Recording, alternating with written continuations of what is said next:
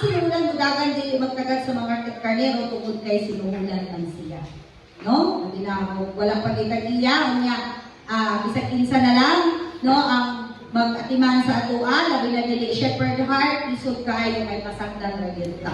Ayon sa 14 verse 15, ako mao ang maayong pagbalantay sa mga karnero, nakaila ako sa akong mga karnero ug ang akong mga karnero nakaila kanila.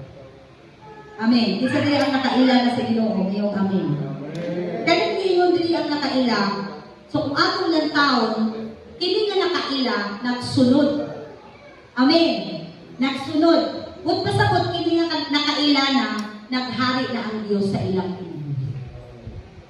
Kung pasabot dili nagtatamang dili sa pag-ila.